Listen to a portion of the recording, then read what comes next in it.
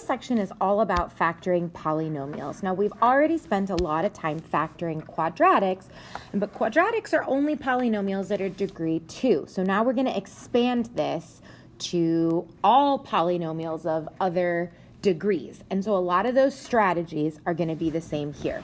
Not all polynomials are factorable, just like we've seen, not all quadratics are factorable. But for this class in Algebra 2, we're going to focus on the kinds that are.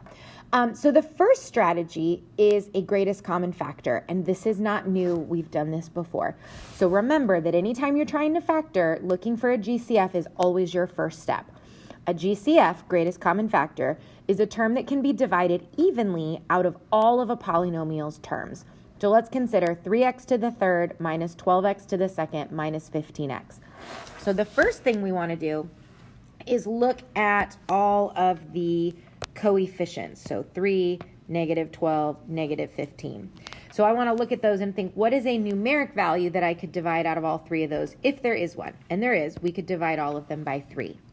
And then we look at the variables. Since all three terms have x's in it, we can definitely divide some out. If that last term was just minus 15, then we can't take any variables. They have to all have variables to be able to take one out.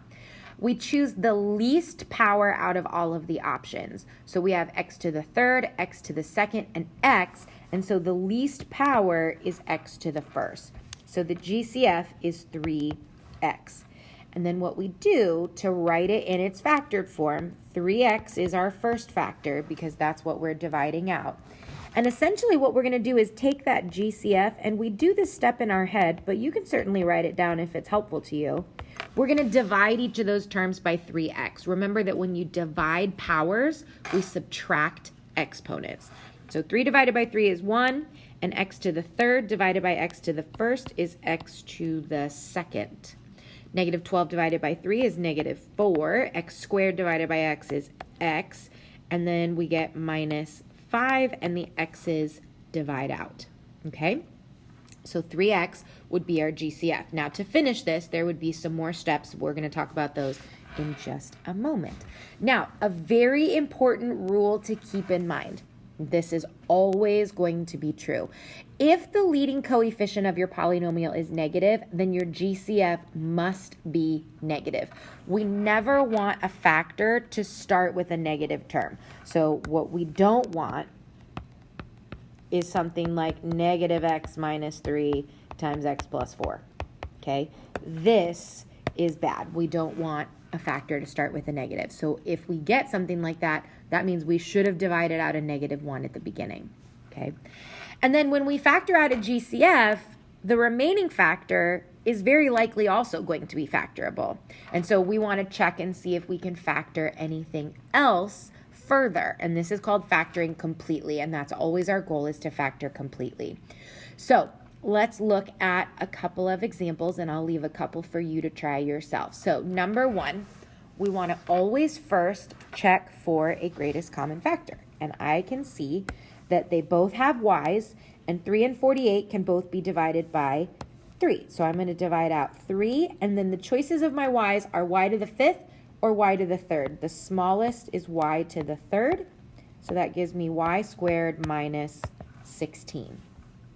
And now I look at what's left inside the parentheses, and hopefully you recognize that as a difference of squares. Now, a quick refresher, because these are going to come up a lot, is that if I have a squared minus b squared, that always factors to the pattern a plus b, a minus b. And so y squared minus 16, the 3y to the cube, 3y cubed, is going to stay there as our first factor. And then this one can split into 2 because that's y squared and 4 squared. So it'll be y plus 4 and y minus 4. This is the answer that is factored completely. Okay? All right. On number 2. Now I look and I see they all have an x, but I also see that my leading coefficient is negative. So that means my GCF must be something negative.